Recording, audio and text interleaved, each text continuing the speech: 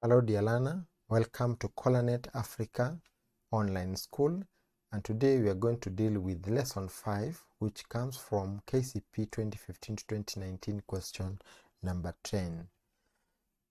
The first question, what is 759.968 rounded off to the nearest hundredths? So this one was tested in 2019. Solution.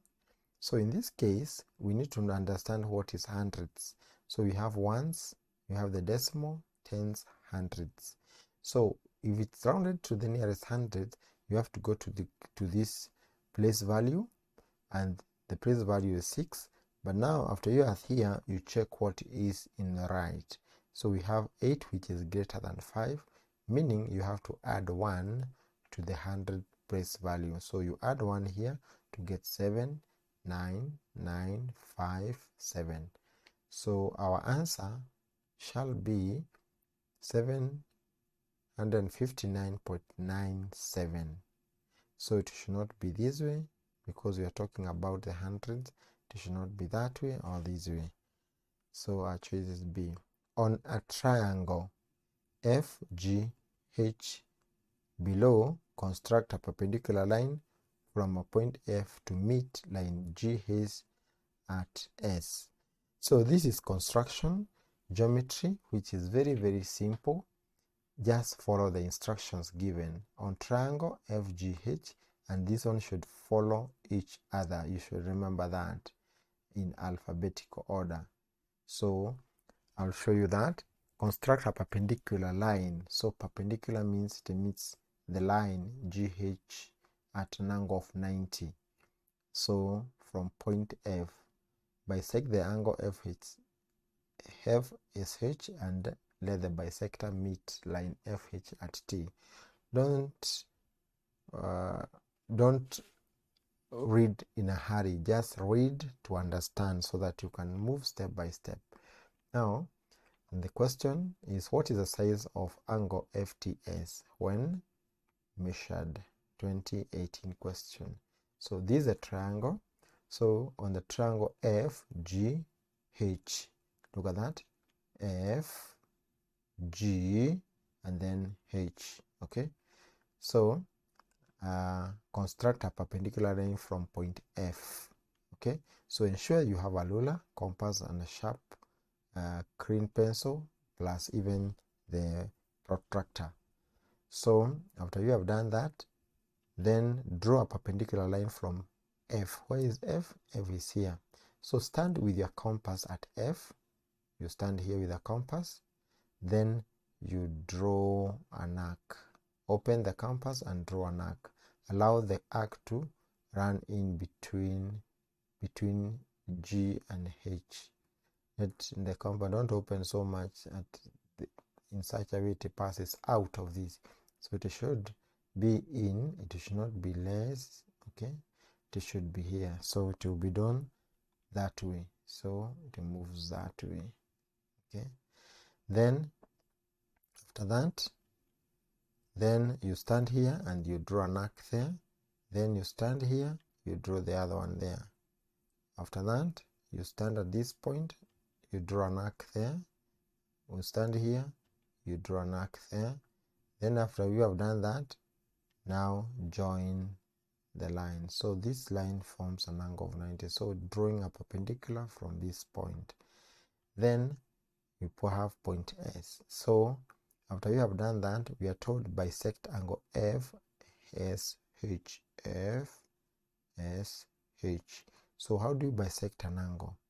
An angle is bisected by opening the compass, and you stand at this point, and then you draw an arc. That's the first step. So you put the compass here, then you draw with your pencil an arc. After you have done that, stand at this point, or this point, you draw an arc there. Then stand at this point, you draw an arc there. If you have done that, join this part to that in point of intersection to get a straight line. Then write your point T there, because we are told to meet line FH at T. Then after you have done that, we are supposed to get the angle FG TS. So this is the angle, and after you have done that, you draw the line, and then you're going to get the answers 75 if you do it on your paper. Then we move on to question 3 of part C. The pie chart below show Otieno how she spent her salary. So Otieno had education, food and transport, 160 degrees on education, 130 degrees on food. So you should remember this is a circle. A pie chart is a circle, so it has a total of 360. So to calculate for this, you need to add the 2 to get to 90, so this one will be 70. It is always good to remember that. If the salary was 18,000, how much more, okay, much more did she spend on education than on transport? Education and transport. So we need to calculate to know how much he spent on education, even food and also transport. So you're going to use this solution. How much more means difference, so you're supposed to subtract. Education will be 160 divided by 360, because the whole or the total is 360, 18,000 to get 8,000. So that is an education. We move on to food, 130 over 360 times 18,000, you get 6,500 or 6,500. And to get for transport, it will be 360 minus what we have for food and education. This will be 70. So salary on transport will be 70 over 360 to get 3,500. Now we want to get the difference. That is why it is good to go back to the question and read it once more. So how much more did he spend on education? Education is 8,000, and then on transport 3,500. So education minus transport, you get 4,500. Choice C. D. 6 men can complete a job in 20 days. If the men work at the same rate, how many more are required to complete the job in 12 days?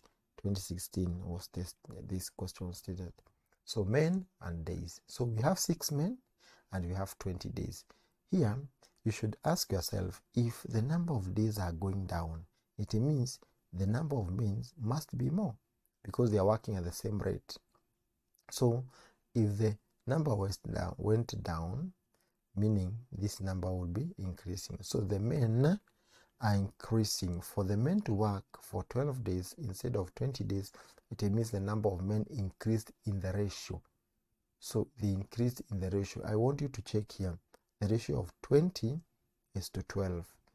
Okay, so if it was a decrease, it will be 12 is to 20. And this one is an increase.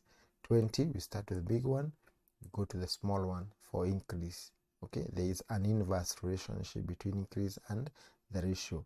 So the fraction is 20 over 12. So to get the number of men, it will be 20 over 12, you multiply by this. So the ratios is always on the same units. So days. Okay, so after that you multiply, you get 10 men by 2 by 6, 1 by 6, 2, 1 by 2, 10 men.